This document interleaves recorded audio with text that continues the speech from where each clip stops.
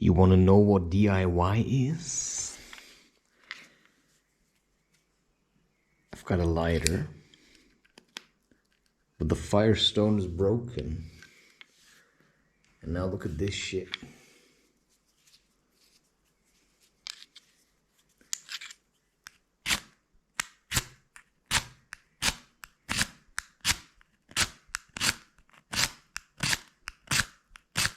Like I could just loop this. Or put it in.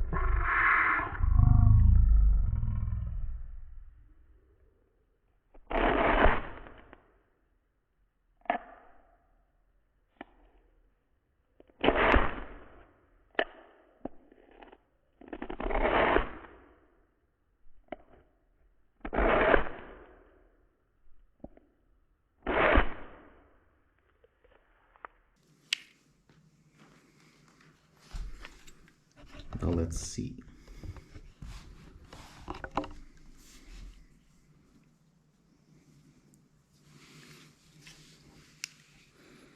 Just don't burn your feet.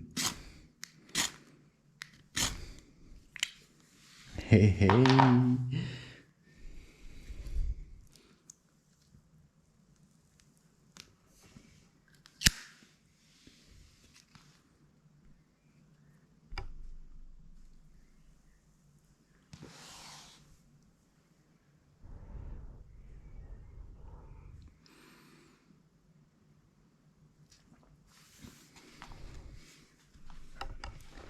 Yeah. I couldn't sleep the whole night. It's like, I'm telling you, when energy is flowing, it's flowing. There's no escaping it, mate. You know, if it's flowing, it's flowing. And then you go insane. There's mint in it as well. I don't want to be like, you know, this kind of smoker dude. I'm still not sure if it's legal or not. But this is a herbal cigarette. It has tobacco in it. It has mint in it. And I'm not saying it's healthy. I'm just saying that mint at least gives it some nice flavor.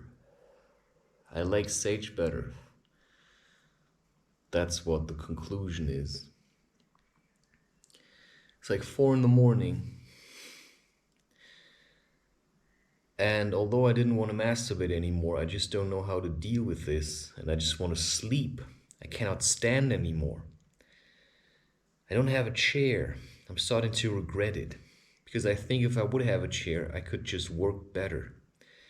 Because I thought that chairs are bad, but now I'm moving more, which means I could. No, I think actually chairs can be good. Because I cannot write while I'm standing. It drives me insane. When I'm just sitting stupid like this, you know, I think it's time to get a chair. Or to just take this little table that I have and write on this. Because I actually really want to write. But I'm avoiding it. And then I'm doing art. Then I get frustrated because it's not what I wanted. Because what I want is to express my emotions in words. And I don't want to rap at the moment. I really want to write. But I just can't get myself to do it because I'm afraid. And I actually don't know where to start because I have so many books. I have so many books that I want to write, and I just don't know with which to start. And I'm thinking maybe it's not the time. But maybe it also isn't the time to do art. Maybe it's the time to do something else. But I just don't know what. I'm trying to figure it out. Yeah, I think I have to contact someone. Because I'm really at a loss what to do. It's like Instagram is just decreasing. There's just nothing anymore. There was a time where people actually liked what I did. And now it's just like, I don't know, silent acknowledgement, if even.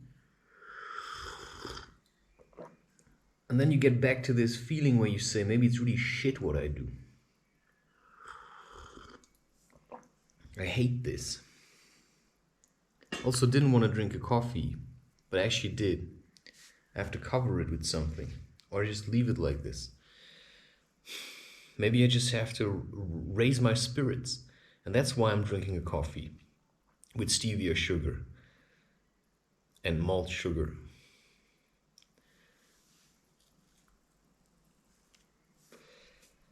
And then I think maybe I just shouldn't smoke, because it pushes me to my limits. And I'm actually down the drain. What else am I supposed to do? You know, I wanted to go hiking earlier, and I just realized I cannot do it.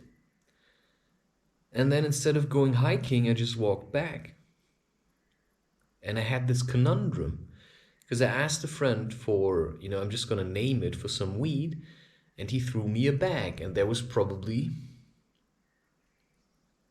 let's say it was 1.5 grams.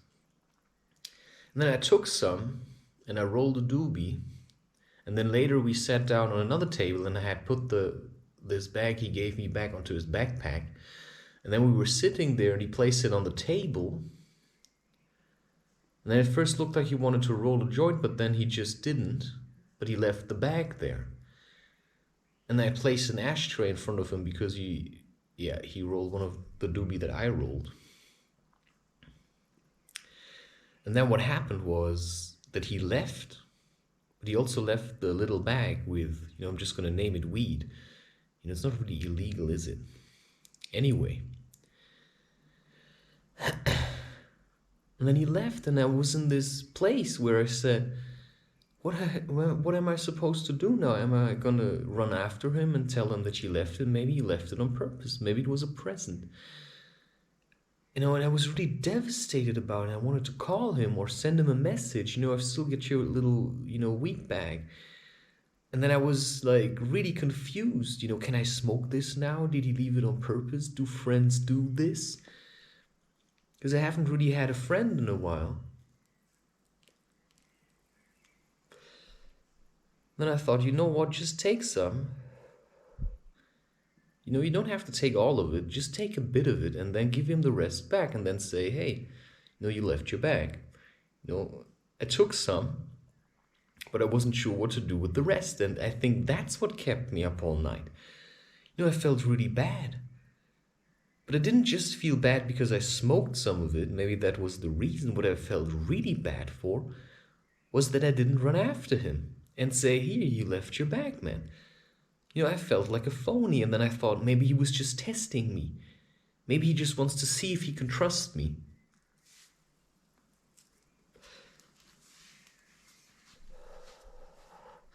But maybe what he really did was he trusted me that I know what to do with it, right? It's like you're gonna invest it, I'm just gonna leave my bag without saying anything because it's getting too squishy otherwise, like this mushy kind of love. No, man, I'm just gonna leave you this bag of weed, and I trust that you know what to do with it. Just make your art, create your content, because I believe in what you're doing, This is what I hope that it says, but I don't know it. Because I have no idea how men communicate. It's like so subtle. I also haven't really had any women telling me that they love me. Because none ever came back. And the one that did, I didn't want her. And then the other one that did, I said, not like this. Because I also have my standards, right? It's like, if a woman contacts you after a long, long period of silence, and then you say to her, I miss you, she says, that doesn't mean we're going to have a romantic relationship again. And there was already a woman that said that to me once. And in that moment, as it happened the second time, I just flipped and I said, I'm not your fucking toy, woman. At this stage, I would have probably called her a girl, who's to say? But I didn't say it like this. I said, fuck off out of my life. And I have discussed this multiple times in my podcast because it's so hard to let go of these things. But I also knew it was the right thing to do because you cannot build a relationship that's based on trust with somebody that says that doesn't mean we're ever going to have a romantic relationship again. Because if you're still uncertain who I am in your life, then I have no time for you because I already knew then. I want this. Then I told you I miss you, and your response is, yeah, well, that doesn't mean we're going to have a romantic relationship again. And the reason I flipped was because she thought she was in a place of power now. And that's a very frustrating thing to realize because it cannot be like this. And that's when I start to understand sometimes how some men sleep with women, in like a doggy, and then they take them from behind or they pull their hair. There is this kind of obedience thing in a marriage, I believe, which also shouldn't be bad to express sometimes because women also get cocky. And I think sometimes you just have to show a woman sexually with pleasure, not like forcefully basically raping her, but more like strong gentleness, right? Firm gentleness. Like, I will set you boundaries, but it's gonna be really sexy and hot, right? Not just hammering into her, but like rhythmically showing her your strength without the need to prove that you could destroy her, right? It's just like, you're safe with me, but I think we need some force now, right? Because sometimes maybe the gentle cuddle sex doesn't do it. And then your wife gets angry. And then she starts to, like, I don't know, scratch you or something. Then she wants something more. So sometimes women, they like communicate, or if she's like pushing harder against you, and then she stops, that means she wants you to do it. Like, push harder, man. She won't say it. And when you ask it, the mood is gone. When you start talking, I also have to say this to realize it for myself. Because that's basically how it is. I never really got that. If a woman presses harder into you and then stops, and then you say, what's wrong? Why do you stop? And then it's like, yeah, fuck it. If we have to talk about it, we might as well stop. That's true. So sometimes you just really have to feel a bit insecure and do it anyway. And she's gonna tell you, but then, don't get sad about it. Don't cry or mope about it. And that's the really hard thing. If a woman rejects you, she wants you to chase her. So there's this bit of intimate play that comes into this game that men and women, adult men and women play, which is something that children cannot do. It's like a child plays house, an adult lives it, right? A child plays house to learn how to be their own family, right? It's like a bit of a cliche, but a woman plays with a doll. And nowadays it's being kind of discriminated against. That we say, that's like sexist or something. But what if that's what a girl wants to play with? Barbies and dolls. I remember as a child already, I was using the dolls to make sex. I didn't really know what sex was, but I knew, like, I took Ken and Barbie and I did, So apparently that was something I wanted to do. Because it's not that maybe I saw it in movies. It's possible because my parents watched a lot of movies. And I know that they watched movies with me when I was a small child that needed to be suckled and held. which is very cute if I imagine myself as this little like baby. And I sometimes still feel like this, especially when I'm needy, right? I just want to crawl back into the womb. And so, sure, man, I mean, if a little girl wants a doll, and then it just needs one doll. And it's so sad that, women that actually want to have mothers are being kind of like, their experience, you could even say that is being jeopardized by all these feminists that say, no, you cannot give in to this. You should work and be like a man. Yeah, and then all the men become like women, and then it's like, what the fuck, man? It's like, that's not it. And I liked it because I was listening to, it's from Joseph Campbell. It was like something with myth. If you look that up, Joseph Campbell myth interview or something, it's gonna show. I am too lazy to go and check now, and I also can afford it, right? Because I know if you're interested, you will do it, right? It's not like that I have to give you everything, but it's a 5 or 6 serious interview. And just for myself, I cut it together into one 6-hour episode. And what I actually could do is make a video from this, and I'm not sure if I've already done this. But I think that is something I can do. Sometimes you just have to talk about it. And at the moment, what I want to talk about is actually for YouTube, because that's really challenging. I'm telling you, you have no idea, unless you have created content for YouTube professionally, in a kind of, this is, what I want to do to earn money or to make advertisement for, in my case, my books or my art or whatever, or just myself, right? It's like, or this different way of life that I discovered. Throughout my own life, it was basically, little pieces that I put together, like a puzzle.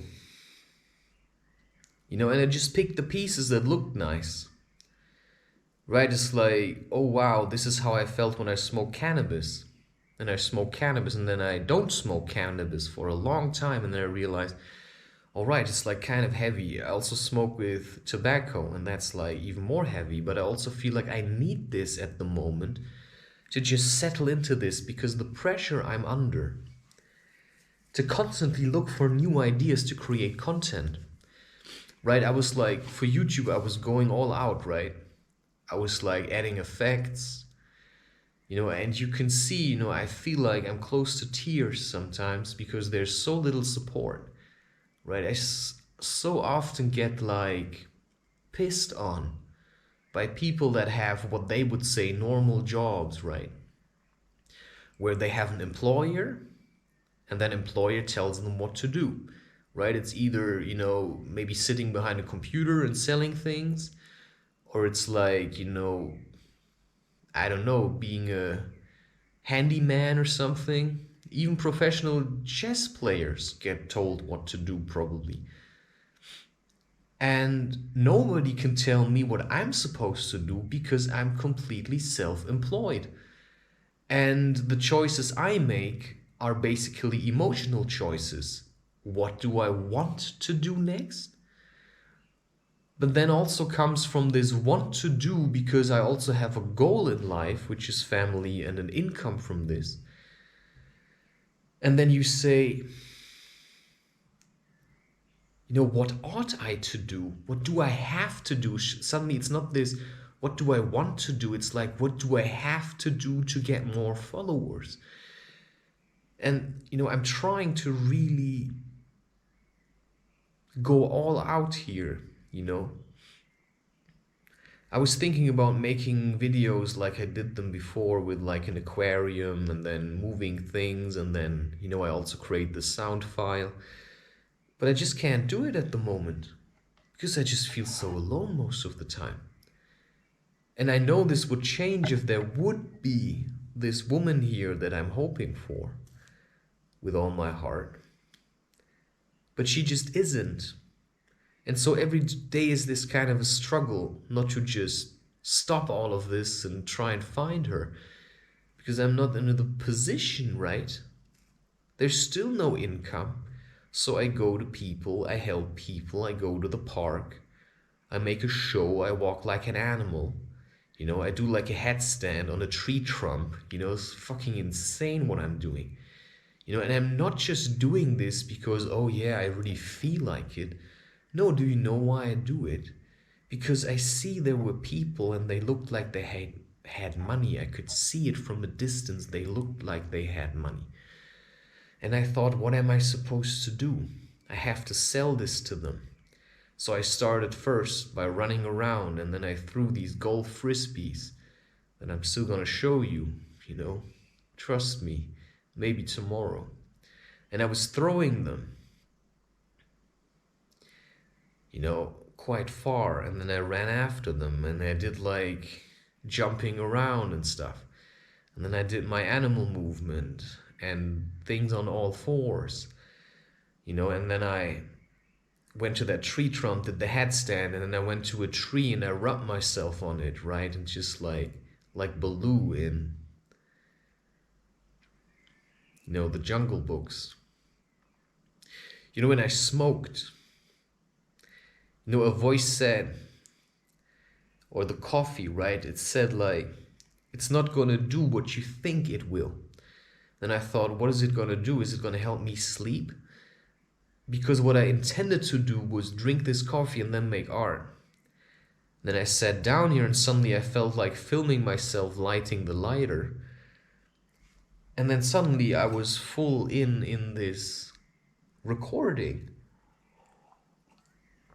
Which I have to say I like, but I also have to tell you that whatever spirituality and minimalism is, you know, it's like, it's an emotional shit show, to say like the least, whatever, right? It's like whatever, right? You know, that could be a song, of course, you know, if I wouldn't be so emotionally down. It's like, you know, I'm just creating this for myself. It's so insane, and I think I picked this up from people because I spend time with people who are like this all the fucking time. And you smoke cannabis with them. And you try to pull them out of this swamp of sadness or something, or misery, or, you know, I'm the victim kind of shit. But you get stained a little. I'm not saying that in a bad way, I'm just saying that that's how it is, man. You know, that's simply the way it is. And I really feel like I want to do more, right? I want to do this art. But it gets to the point where you listen to these things and you listen to them a bit differently, and you think, you know, I have a friend now and he has no time. And then I have another friend, I think he might have time. Right? And I brought these friends together for a project because one has expertise in something, and so, right, it's like, let's introduce them. And then I was thinking of that festival, and I thought the one friend could probably go, and I asked the other friend, and he said, I don't have time. And then it's like, what am I supposed to do now? Well, I think I just have to do my own thing. And maybe I'm just gonna go there by myself because I don't think anybody has time. But I certainly have time. Because what's keeping me, man? It's like, you know, I can basically do whatever I want. So why do I make myself so dependent from other people and their choices? Because if there's a festival and I know maybe how I can get there, then why the fuck am I not doing so? Because I also don't need much. All I need is a tent, which I have, a bit of money, and the will to get to the place where I want to be at. And then I can be there alone. which makes me a little sad, but also hopeful because maybe I'm gonna meet someone there. Because I have to just get in touch with that woman, I'm telling you. This is driving me nuts. It's driving me nuts. And that's why I know it's good. Because if a woman drives you this nuts, then you know it's worth fighting for her. If you feel like, yeah, it's alright, there's gonna be another one. But every time I think that, I'm like, damn it, there's none. There's no other one, man. Right? And that's what you're looking for. Because there's no guarantee for me. But neither is there for her. And that's then the game of life, right? But also trusting your feelings and your intuition and saying, hey, I have this feeling. And this feeling tells me it's all right. Keep doing this because I have a goal.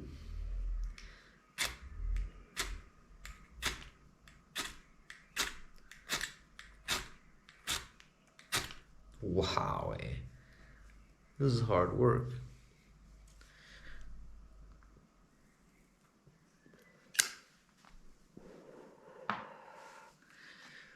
So yeah, I don't want you to pity me. Just want you to listen to what it means that everything's relative. Because maybe some men, they don't really care. They can be alone. They can have women as friends, right? They can have multiple partners. They can have relationships with men. But with me, it's different. I just want one woman. I always knew that. And then every time it turned out to be not that one, I was a little bit disappointed. And you get so disappointed that you think, well, she probably doesn't exist. But I was always hoping for it. And then you meet someone and she's like, kaboom, in your face. It's like, what? What? Like such a woman exists? Such a woman exists? What the heck have I been missing? Like this woman exists? And then you have a few weeks with her and then it's like nothing. But the nothing is like first a bit of calling and you realize it doesn't work. Because this is so emotional, this love is so overwhelming that as soon as somebody starts speaking, the other one starts shouting. And it wasn't just me that did the shouting. Because this was like so overwhelmingly beautiful. It's like, holy shit, this is burning me alive.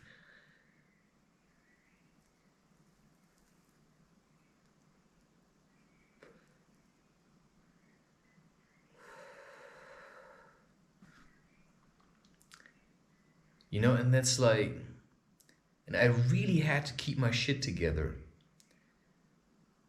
And sometimes I was like pushing her away so fiercely because I realized she was only clinging.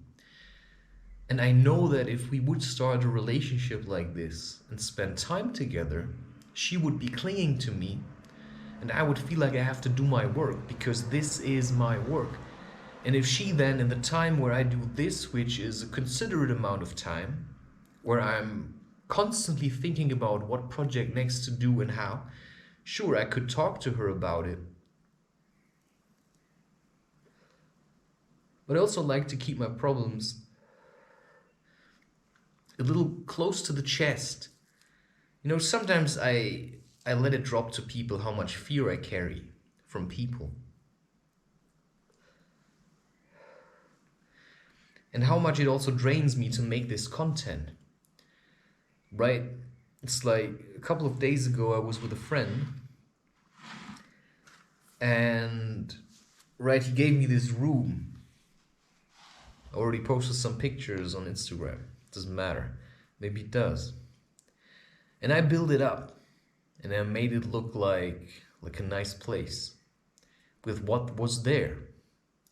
I filled it with my energy, and every time he came there, because it's basically his place, but not anymore because he asked me to run it. You have to know what this means energetically. If you're holding up a room this big, it's like a big, big room. You know, like under a roof, it's like 8 meters high. And probably 20 meters wide, a lot long. And then 10 meters wide, it's like really big.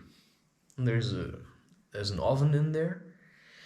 Some hammocks, which I put there. Also put paint on the walls. Left some art. Set up the lighting. Set up the chairs.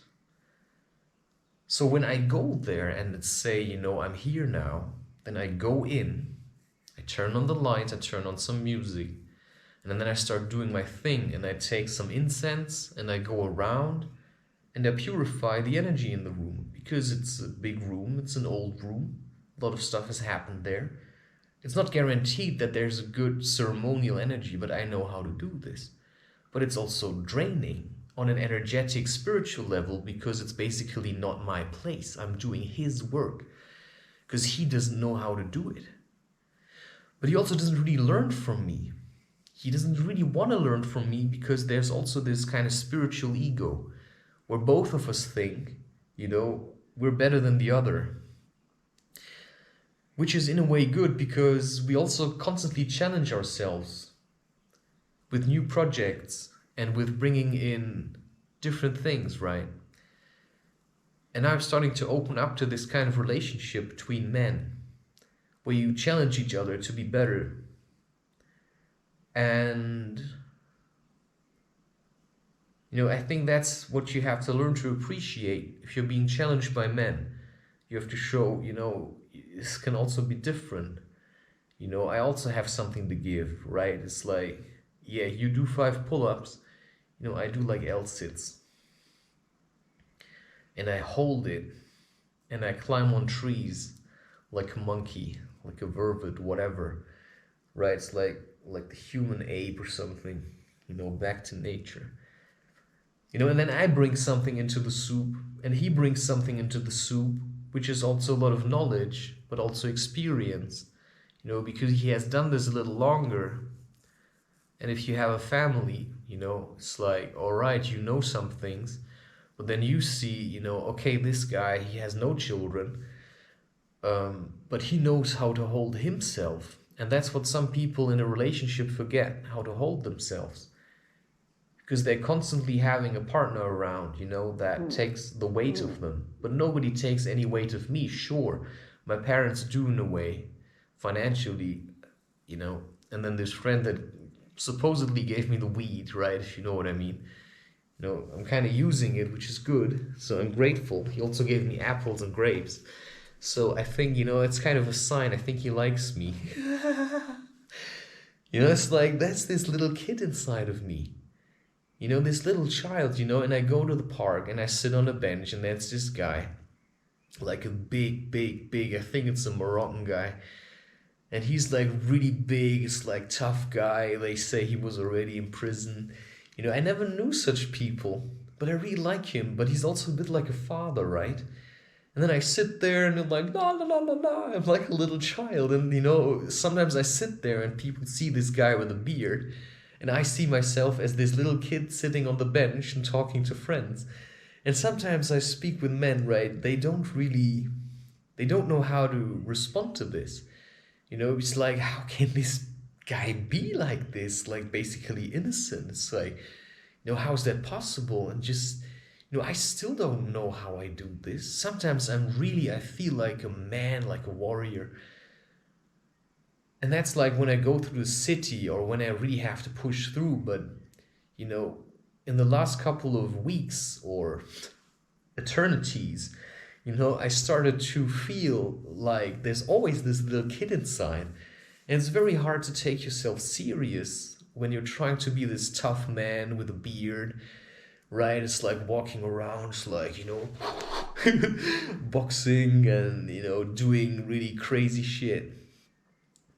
And inside is this little Christopher like, hey, do you want to play with me? I don't really know. Maybe people will start giving me money because they pity me. I actually don't think so.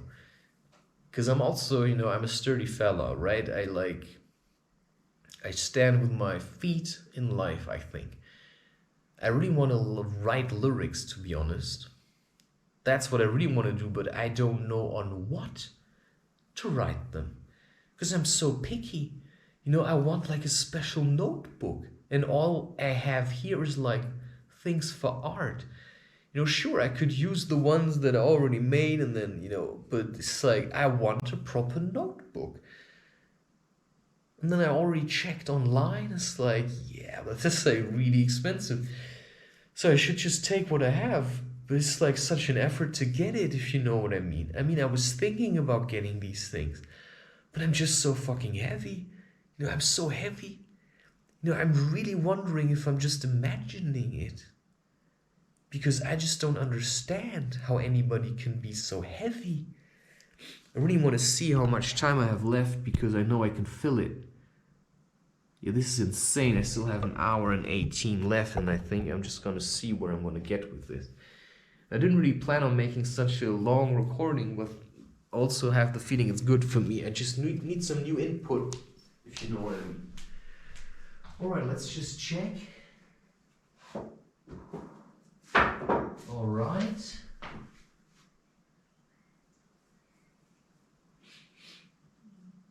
Yeah.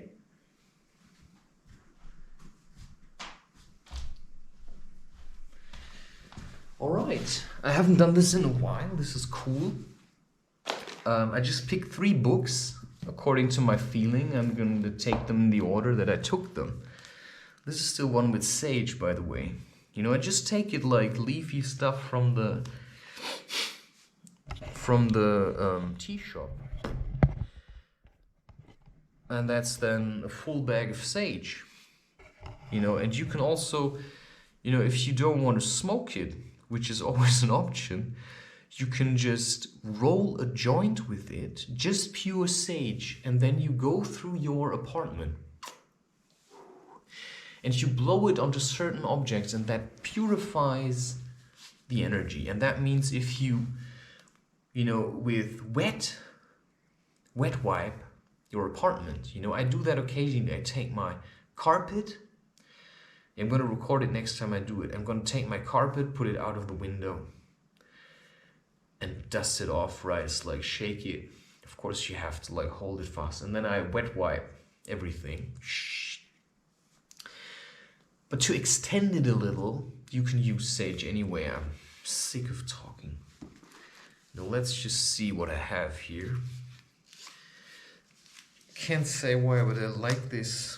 Because I'm in this intermediate stage where your hair is growing, but it's not yet long enough. This is Rich Dad, Poor Dad by Robert T. Kiyosaki. I never read the whole thing. Maybe this is something I could pick up on. I just want to read something because, like I said, I need new input. And I think it's... here it says on page 145, what was Robert saying? Yeah, you can get the background yourself. This is about a guy who grew up and he says he had 2 dads. He had a rich dad and a poor dad. And the poor dad was this middle-class guy who believed in hard work for money and then just putting it into like life funds and insurances and stuff. And then Rich Dad was the guy who said you have to keep the money flowing, right? So when you do something and you get money for it, then you start investing it, for example, into a building. You invest it into a building and then you get money from the rent. And then you have a money output. You first invest it into something that's going to give money back, right? Money's going to come out of it like a fountain. And then you take that money and you first see that there's enough money running. But from that money, for instance, you could then buy, I think, a car. Or you buy another house at some point or something else, right? And if you then have enough money in the end, what you can do with this money is, well, you could then invest it into projects that you like, right? That's just like one way of doing it. You produce money and then you invest it into things that you like, right? Like into me, for instance, if you want that, because I need money to keep going and to also invest it into things that I like, which is helping probably a lot of people. Now it's time to reflect. Ask yourself, what is Robert saying in this quote?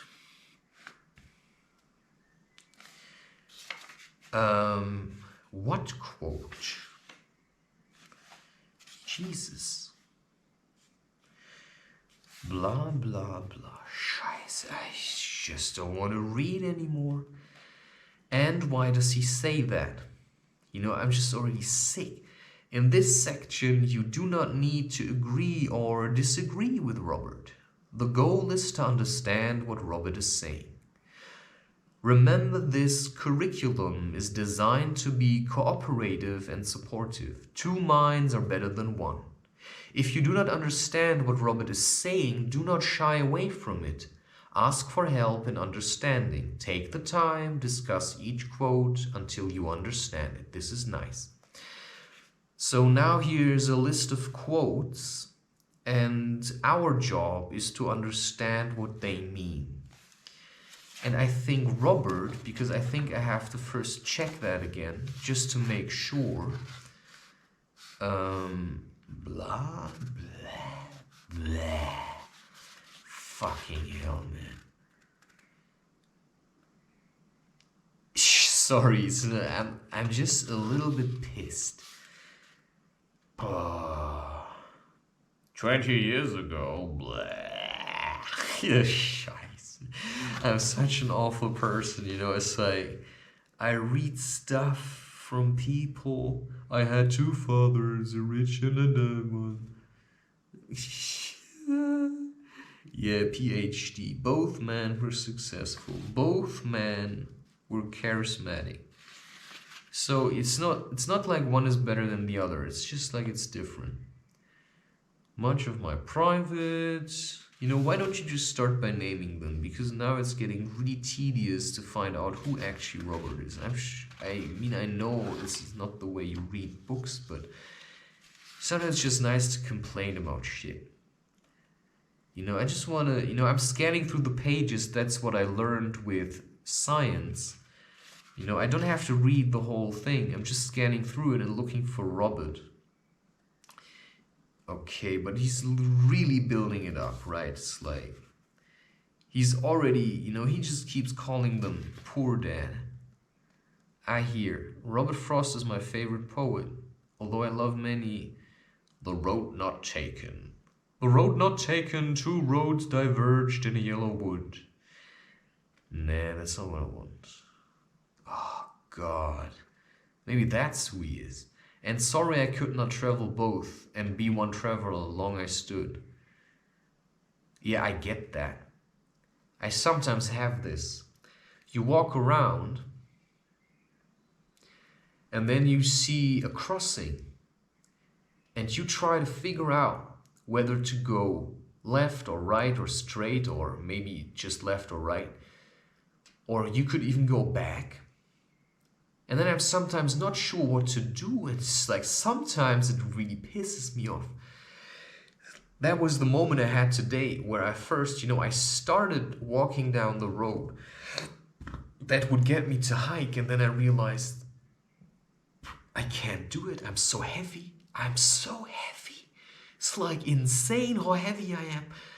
I realized I cannot hike now. I won't manage. I will just, you know, crumple to a pulp somewhere and then sleep like a baby in nature's cradle. You know, I could have done that, but I thought, no, just go back and do something creative. You know, you're still working. You know, September, you have to get that done. And that's what I mean. It's really hard. Yeah, I just got that out of there. And look down one as far as like, okay. And sorry I could not travel both. And be one traveler, long I stood, and looked down one as far as I could.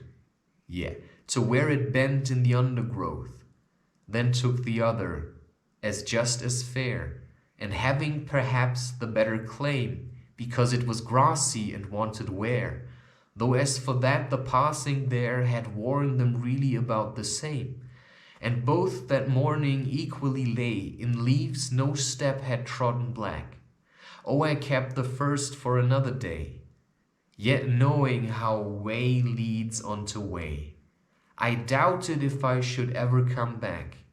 I shall be telling this with a sigh, somewhere ages and ages hence. Two roads diverged in a wood, and I took the one less traveled by, and that has made all the difference. You see, that's what I often choose, but recently not really. But what I travel is basically also a road less traveled by, because my road is basically trust. And you can't just give that to yourself. Dad, can you tell me how to get rich? Why do you want to get rich, son? Because today Jimmy's mom drove up, blah, blah. You know, why doesn't he name them? A partnership is formed. The next morning, friend Mike, mom and dad, my dad, occasionally Mike, neighbor's messy, gotten to her. Dad walked up cautiously. My dad. Disappointed, Mike and I sat silent. I guess Jimmy and his friends are right. We are poor. Yeah, you're a poor sucker. Jesus, man, just tell me. Yes, sorry? Are you gonna call them like this now the whole book? Mrs. Martin. Robert. You know, he just says Robert like I'm supposed to know who that is. Will might be the poet, but if I don't know how your dads are called, you know, did you keep this secret? You know, it's actually possible.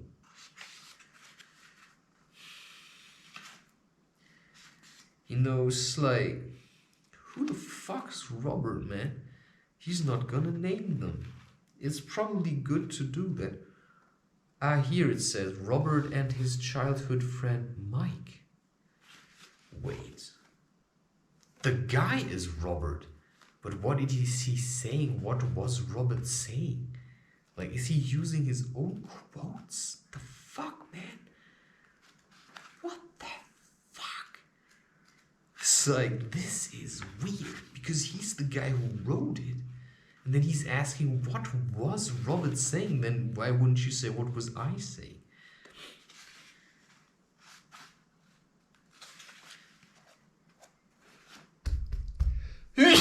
You know, sometimes I just don't like it, the way people do this. The rich don't work for money.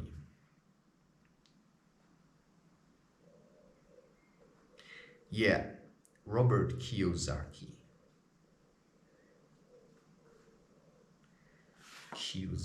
Shit, that's that guy. Fucking hell, he really talks about himself. It's so weird, man. He talks about himself in the third person. Why the fuck does he do that? Holy shit. Looks like Robert Kiyosaki has challenged and changed the way blah blah. It's like he didn't rewrite that. A friend of Robert's. Fuck, but it says his name. He didn't write this. If you purchase the publication, copyright published, you cannot tell me that somebody would write a book about himself.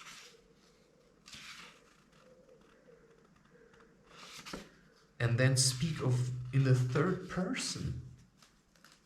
He never did that. This is so stupid.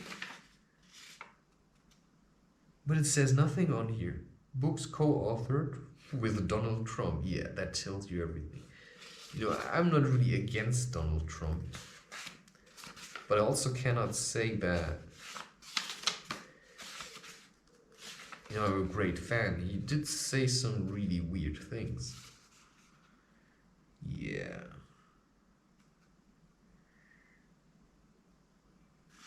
Yeah, it doesn't really matter. But it just takes, I don't know. I'm just taking a piss on somebody else's work. But that's okay, I think. People do that with me, probably. To become, I just can't take that guy serious anymore. And maybe that's the message, sometimes like, fucking weird. No wonder I lost interest in this book.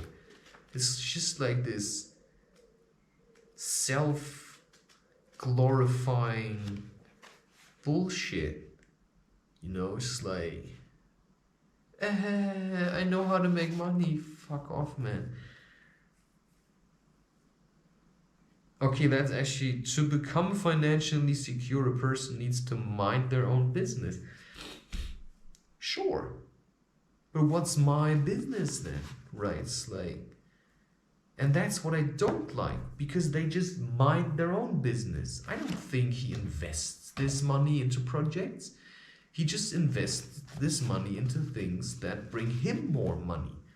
But a true investor just invests without thinking about getting something back. The rich focus on their asset columns while everyone else focuses on their income statements. Yeah, okay, income, how much do I get? Asset columns, it's like, what do I have available, I think. What's an asset to me? It's like, what brings me, that's what they describe in the book. An asset is something that gives you value. But here they only see it as monetary value. And that's something that I criticize, because I put a lot of effort into friendship and I haven't gotten a lot of money from that. Basically nothing. But what I got was friendship, which is what got me that place that I can now basically toy around with and, gestalt, manifest it, which is great. I mean, that's my playground. Yeah, okay. It's like, don't always, this is a book I actually never read. Diet for a Dead Planet. Somebody referred it to me, but it was nothing new. Because I studied this shit. I mean, that's just environmental protection. Big business and the coming food crisis. I don't really have to read a lot of books on stuff like this. But let's just see what this guy has to say. Also, what do I have in here? Big business. Oh yeah, that's just the... I think it was a waste of money. Consider. Jesus. Okay.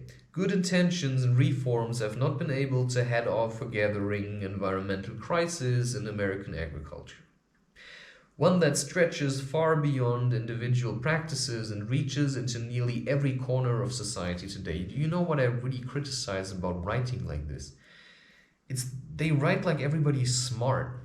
You could condense this book into 80 pages and just say everything you know about climate change in a very structured and simple way.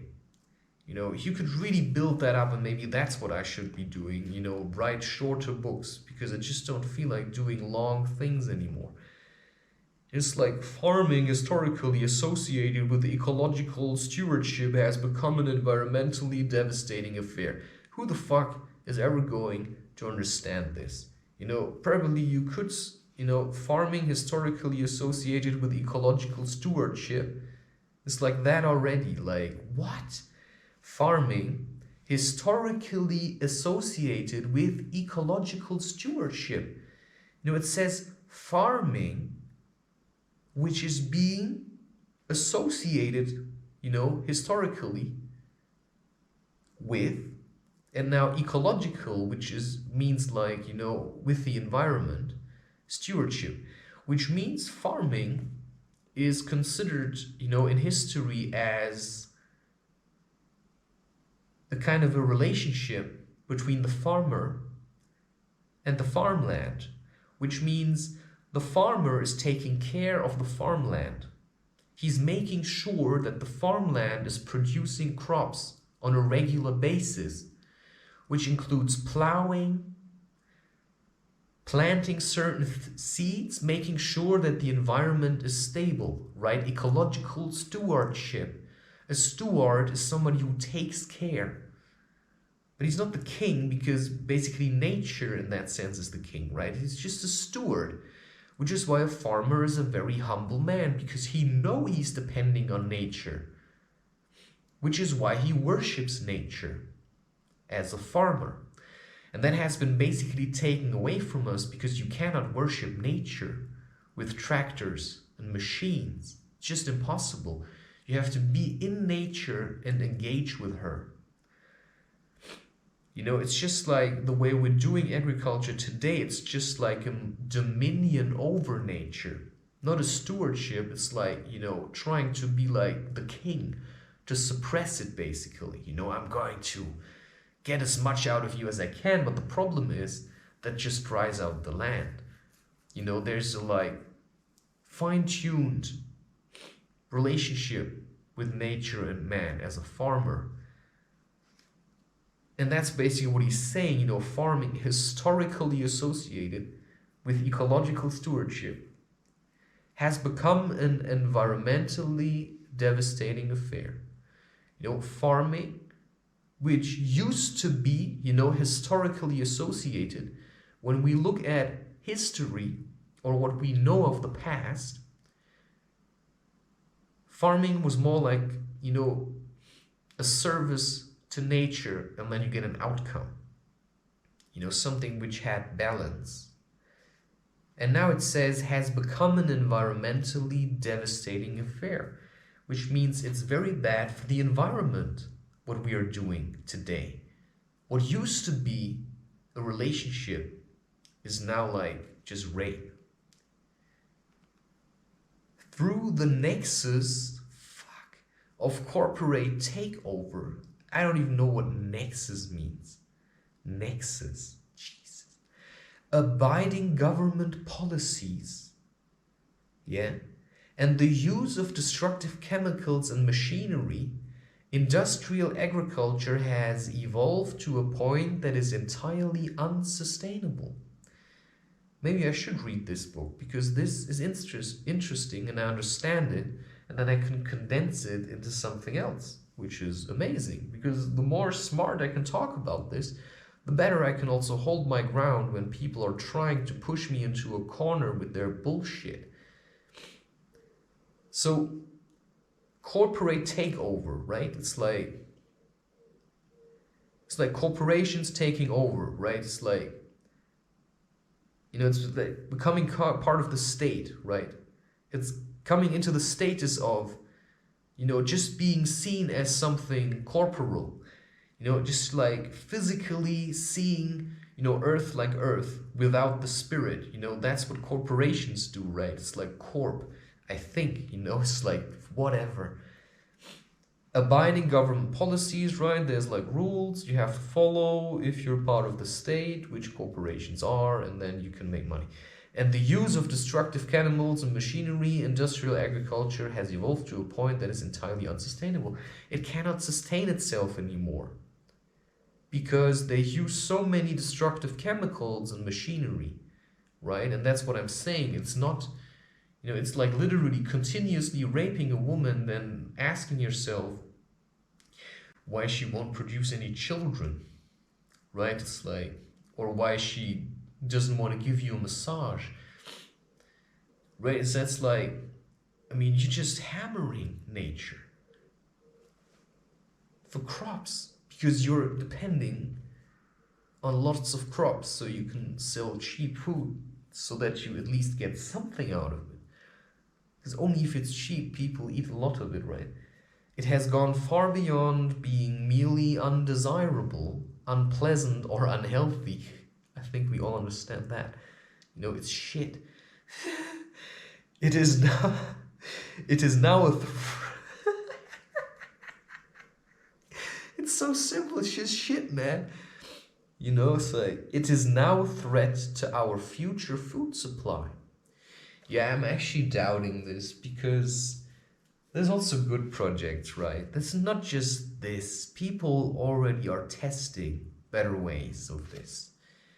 So it's not the only thing that exists. And to the environment itself, rural, suburban, and urban. Consider pesticide toxins by the millions of tons continue to saturate the environment each year. Yes, see, this is all energy. I do believe that toxins exist in pesticides, but I think also that if you have a somewhat balanced diet and you try to cook most of the things you do yourself, I think there's not so much concern necessary. You know, if you do your cleansing and work with these things also emotionally, because if you eat food and you're concerned and afraid that it's full of pesticides and that these will kill you and give you cancer, then you might actually manifest it. It's much better to simply see the fruit and just wash it and say, you're purified, right? It's like, hey, I have a good feeling about this. You're purified now. And I've tried this and it works. I still don't want to eat meat, but I certainly see that if I eat something and I'm afraid that it will hurt me, you know, I get stomach cramps until I ease into the fact that I've just eaten it. And then this weird like eating paper, just shit, right? It's like gives you bad taste in your mouth, but it's just like pure sugar and starch. And I just ate it. You know, it wasn't even tasty, but I just needed to eat something, you know, to just lift me over my depression and my all-time low so that I can do something. And who would think that I would record this insanely long thing? It's just, my God, it says there's still 58 minutes left. I mean, fucking hell. You know, I love swearing. I can't help it. You know, I love swearing. You know, sue me. Yeah, millions of birds are dying. Yeah, it's all true. I know that. But I think what kills them is actually all these cars, right? Yeah, sure. I mean, animals are pretty resistant. We should never forget that. You know, and now I'm taking Harry Potter and the Order of the Phoenix, which is something that fills me with joy. And I'm just reading The Half-Blood Prince. It's a bit of a slow read, but I have good days also.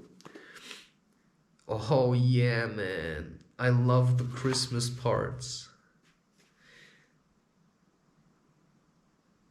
Okay. I want to take something else. Just somewhere in the middle. Fuck. Now this seems heavy, because it's so empty of anything. But that's the thing, you can find truth in anything. Alright, let's see. Ron turned a tortured face to Harry. That was an accident, he whispered miserably. I didn't mean to do it. I slipped off my broom when none of you were looking, and when I was trying to get back on, I kicked the quaffle by accident. You see, it's still a magnificent feat. Well, said Harry, recovering quickly from this unpleasant surprise. A few more accidents like that and the game's in the bag, isn't it? See, he has a healthy attitude towards what you may consider bad news, because Ron just confided to him that he, you know, this miracle saving that he did with the quaffle was actually not like, you know, oh yeah, I'm gonna save the quaffle like this, but more like, holy shit, I'm almost falling off my broom, right? And then, you know, I didn't even see the quaffle, I just kicked it by accident. But still, right, you could also say, hey, holy crap, I just did that. Maybe my feeling was guiding me, but Ron can't see that because, you know, he's like the youngest of, or no, the second youngest of, you know, like 7 kids from which all the older ones are men, so it's really hard to have any like self whatever. Hermione and Ginny sat down opposite them, wearing red and gold scarves, gloves, and rosettes. How are you feeling? Ginny asked Ron, who was now staring into the dregs of milk at the bottom of his empty cereal bowl as though seriously considering attempting to drown himself in them. I sometimes like these. It's not even an analogy. It's just like the way she's describing it. Yeah, maybe it's an analogy that he sits there like he wants to drown himself in his cereal bowl. He's just nervous, said Harry. Oh, it's just before the game. Well, that's a good sign. I never feel you perform as well in exams if you're not a bit nervous, said Hermione heartily. Hello, said a vague and dreamy voice from behind them. Harry looked up. Luna Lovegood had drifted over from the Ravenclaw table. Many people were staring at her, and a few were openly laughing and pointing. She had managed to procure a hat shaped like a life-size lion's head. Lion's head is also a mountain in Cape Town. And there's also the Table Mountain, of course, which this, history, or there's like a myth, because there's always clouds on top of it, and they say that's like, I think, something with a battle and the devil, that somebody said, I can smoke or something, or maybe the devil's smoking. Just look it up if it interests you. I can't remember these things.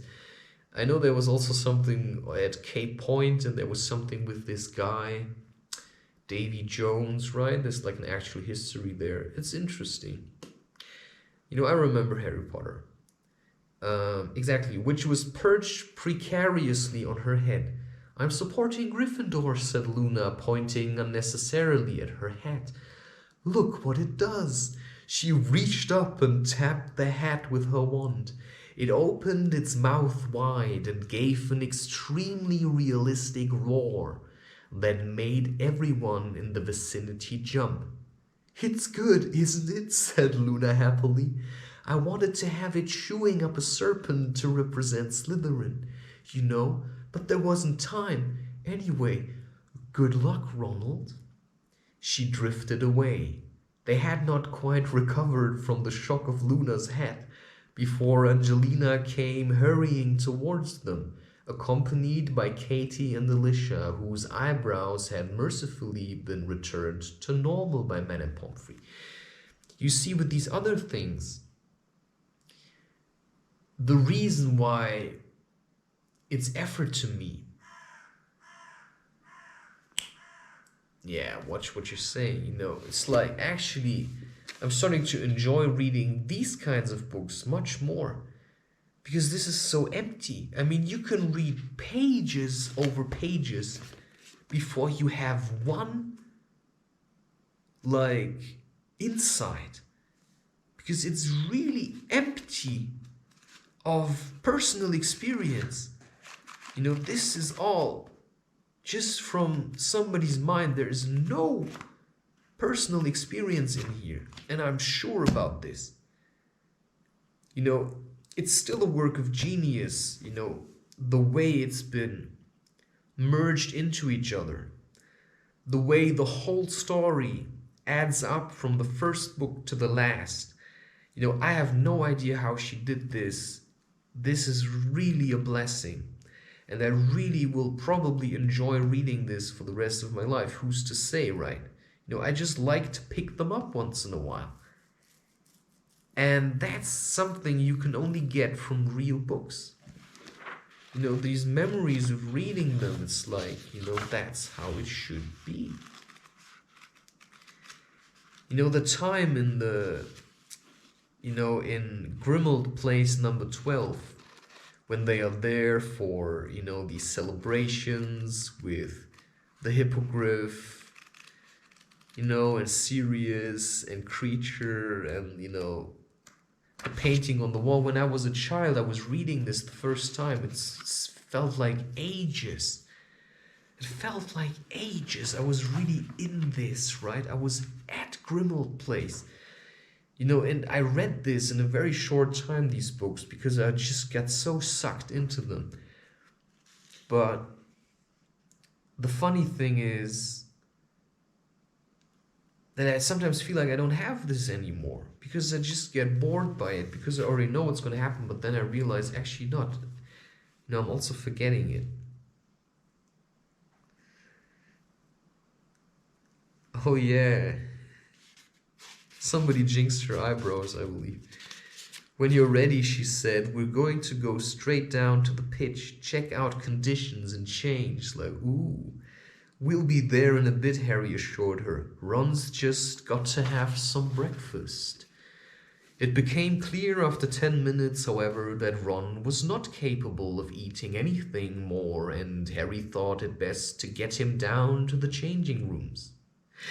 As they rose from the table, Hermione got up too, and taking Harry's arm, she drew him to one side. Don't let Ron see what's on those Slytherin's badges, she whispered urgently. Harry looked questioningly at her, but she shook her head warningly. Ron had just ambled over to them, looking lost and desperate. You know, it's really hard, I'm telling you, to have friends like this. It's like, fucking hell, pull yourself together. But some people are so sensitive. They're so sensitive. Like, you really, you know, sometimes, you know, just by sitting with them and giving them positive thoughts, they start getting angry at you. Because you're basically taking away a part of their suffering and you're telling them, look, man, it's all right. You know, I have shit too. You're not the only one. You know, I'm pulling myself together with all the shit that I carry. So, sure, it's nice to have people that pamper you a little. But if I'm honest, and I also have to say that, sometimes you just have to pull yourself together and push through, because it's really annoying if you have a friend that's always this like, you know, that's maybe what I could criticize in Harry. You know, he also says like, you know, I'm the chosen one. You know, to him, to his mind, it's like, you know, without me, nothing would happen here, you know. I'm the one, right? So he has, sure, like, I mean, for the rest of his life, it's gonna be like this. It's the same for the actor that played Harry Potter. I mean, he's gonna have some kind of God complex. It's like, you know, yeah, I was Harry Potter. I wasn't Ron, I wasn't Hermione, I wasn't even Dumbledore, you know, I fucking killed Voldemort. You know, that's, you know, the child of the actor, which is, now I have to think. No. Holy crap, I mean, there are so many names of actors that I even remember. Although I've been kind of out of the movie business. But if I see a trailer, you know, there used to be times where I saw a trailer and I could already tell which movie it was. And then if I would watch the movie, you know, just by coming out, you know, somebody was watching the movie, I came in, I knew immediately what movie that was, and that's kind of gone. Not really. I also feel like I don't really have to watch the movies anymore. I can just look at the picture, I can watch the trailer, and I basically know what it's gonna be like. Which is why I actually want to watch real movies again, like Capernaum. That's a decent movie. I'm not even talking Life of Pi. I didn't like that thing. You know, all these animations, they piss me off. But like Capernaum or Fiddler on the Roof, right? It's like Coraline, if you haven't watched that. You know, these kind of movies. There was a recent one that came out. I quite like that as well. There was one also with a pumpkin. I don't remember that one. I think it was from that guy like Wes Anderson. I think he did a lot of good things. Right? Most of his movies I really enjoy. And I actually sometimes I feel pity for myself that I can't watch them at the moment. But I'm sure there's gonna be times, right? It's like, but also I have the feeling that sometimes people don't really understand it. Maybe I just never gave them a chance. Or maybe just the people never gave it a chance. I think that's more likely. Anyway, this was like basically what I had. Not what I had in mind, but what I had to give. It's interesting the way these things turn out. And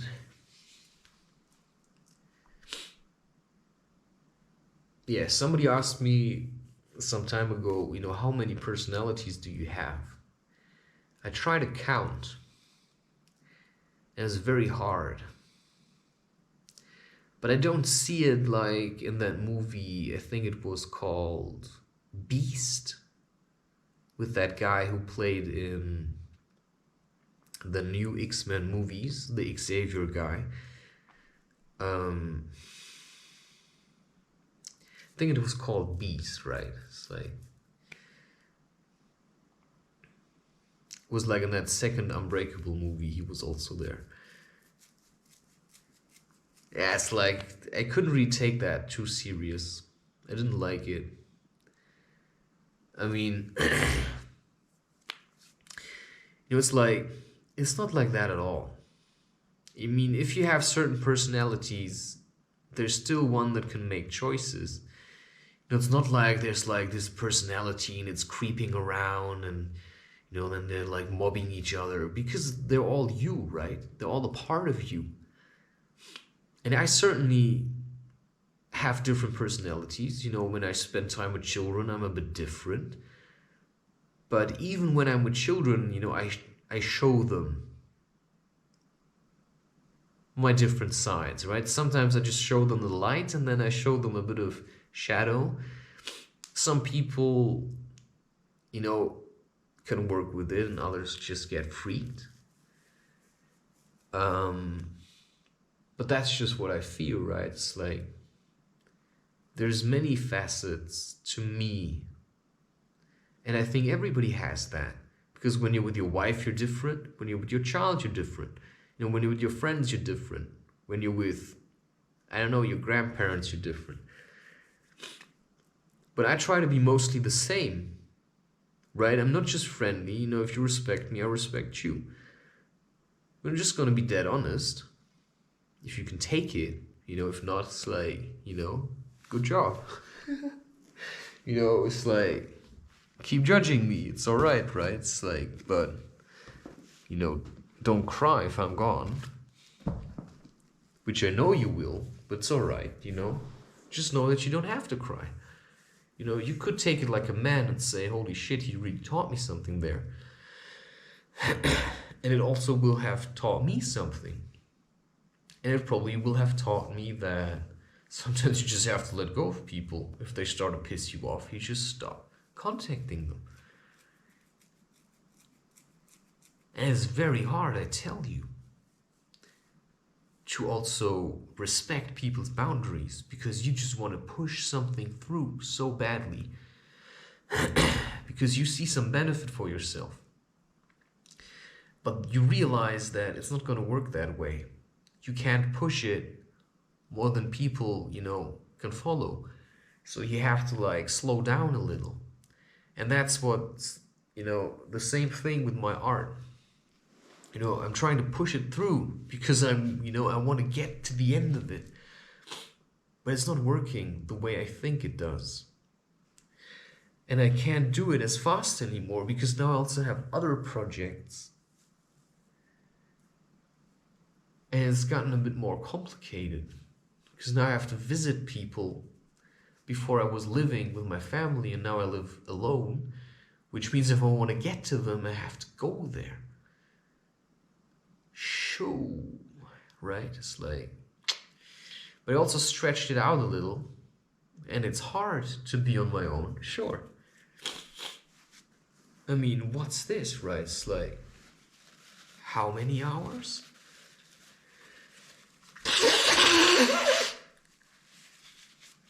But that's what I mean when the energy is flowing. you can't stop it. You know, I tried to stop it. I tried to stop it, but it just kept flowing. I just kept flowing. It's like crazy, crazy, man. Okay, it says 9%, but still enough time. You didn't see that. It's not mine. But actually, I should just take it like this, finders keepers. You lost something? I don't remember. Was it there? But it just doesn't appeal to me to be like that.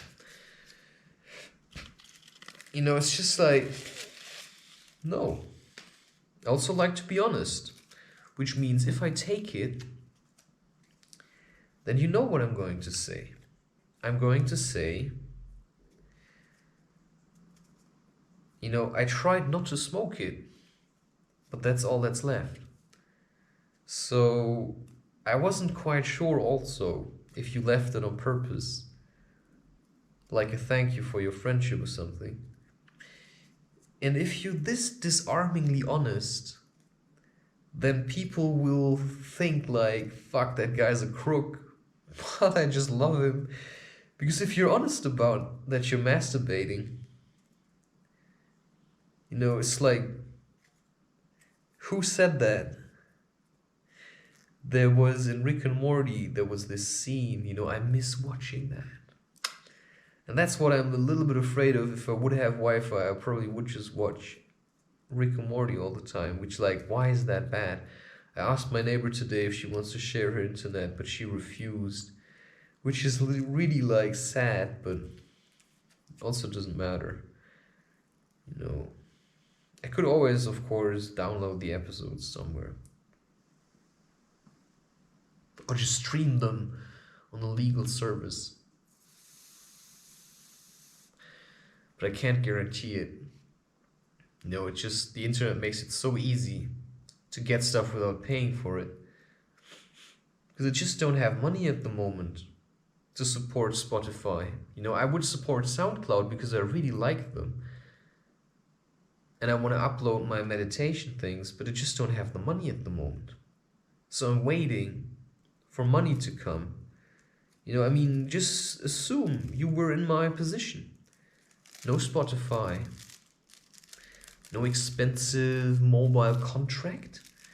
If you want to upload your videos for YouTube, you have to go to your parents, man. You have to go to your parents. You know how expensive that is energetically? You know, I'm not kidding you. If I would have Wi-Fi here, it's a different story. If I would have Wi-Fi here, then I could just upload it. But that also means I would just stay secluded inside. And now basically I'm being forced, or I'm forcing myself, it's not just that I'm being forced, to walk to... Yeah, I think also YouTube is going with the times. You know, it's being legalized anywhere. And I think YouTube has an interest to make a statement and say, hey, we'll support that, right? We'll support legalization. Because, I mean, who can say anything if it's used in such a way? You know, I'm sitting at home, I'm smoking a joint. You know, how can that be bad? To sit here and just like, you know, I'm doing it anyway. You know, I'm not jerking off or anything. Alright, I talk about it, but I'm not doing that, you know, I have my boundaries. But sorry, I mean, if you can't roll a joint, you know, everybody I meet smokes cannabis. There's basically nobody that doesn't smoke cannabis. It's like, why is it such an effort to legalize something like this, which everybody is using already? It's like, are you fucking kidding me? How far behind the times are you? I mean, they talk about legalizing it, but everybody's already smoking. I mean, you know what that shows? That they just want to find ways to make money with it because they know everybody's smoking. But they also realize they can't control it because people are smoking it anyway. I mean, there's people that farm cannabis that nobody ever finds because they know what they're doing, right? These people are not idiots, right? They're like smart people, smart, educated. You know, they're not using a lot of electricity, you know? So what can be bad about this? I mean, shouldn't the government support such projects to say, you know, homegrown, all right. You know, just don't overdo it, you know? You know, outside grown, all right, man. You know, it's just like, you know, if people want to smoke, then why don't we help them? You know, support them. You know, without making like giant plantations and cutting down forests, you know, you plant cannabis in forests. And it's also a highly spiritual plant. You know, it can be done. You know, you can have greenhouses that can be ventilated with forest air to have like a stable outcome. But also like maybe ones where you can open the roof, right? Or collect the rainwater and then feed them with that. You know, that would be perfect. But they like trying to find so many ways to, you know, make money with this. It's just like, it's a little bit suffocating, to say the least. You know, just from what I get when I think and hear, you know, how they, you know, how to legalize it. Yeah, exactly. How can we get people to buy it? And how much tax can we ask for it? And what kind of weed are we even supposed to allow? Well, I would suggest allowing a natural strain. You know, I didn't make it a secret that I have been smoking stuff like HHC, and I know how my day is taking shape. Now I really want to go to the forest. All right. I haven't done that in a while. It's hard to allow yourself such things as well. Actually, what I wanted to do today, I wanted to go climbing. Crap. I forgot this.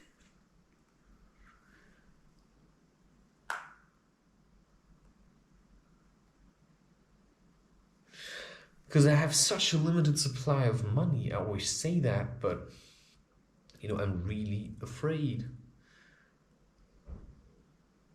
Of what, actually? Because I have bills to pay.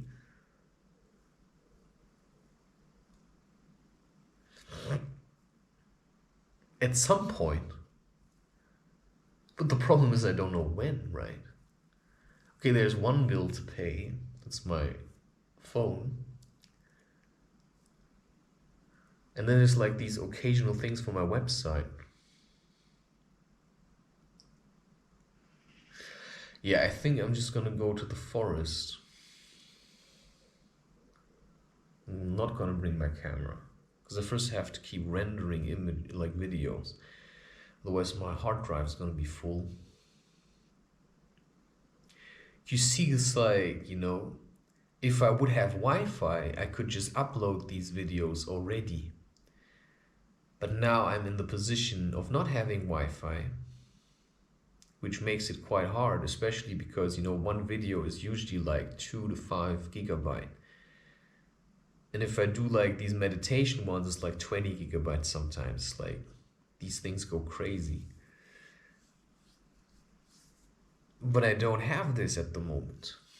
Actually, I'm not sure if it's really that big. But I thought it was big. That's why I stopped shooting in 4K, because I just couldn't maintain it. Because it's also effort to go to my parents and use their Wi-Fi, right? So I'm thinking of ways, but at the moment I think that's just the way it is. Until I can get my own Wi-Fi. I thought I could have solved it with my neighbor, but I also think it's better this way to maintain some boundaries. Because otherwise, you know, people get pissed. if their internet's too slow because I'm uploading. It's also a weird mentality. I mean, you want me to keep my door open, but you don't want to share your internet. It's like, I'm already quite open, but I also don't want people to just walk around here. If I live with somebody, you know, we're not like roommates. We're not even like flatmates. We just live in the same house. But if I leave my door open for you, and I want to walk around here naked, you come in here, you take the place of my wife. Just can't do that. Because if I don't want you for a wife. Sorry, but I know this is a nice place to a certain degree for myself and for the woman I want to be with. But I can't just jeopardize that by letting people move in and out freely. So I also have to keep this space clean for myself, but also for the woman I want to be with, right? I don't keep this clean for just random people or just anyone I can invite, right? I keep this clean for that woman. And that means I've shown this to people, but I also say I keep this to a minimum, which is why I'm grateful that I have another space where I can engage with people, because I didn't have this before. And that's basically where I end this. Cheers.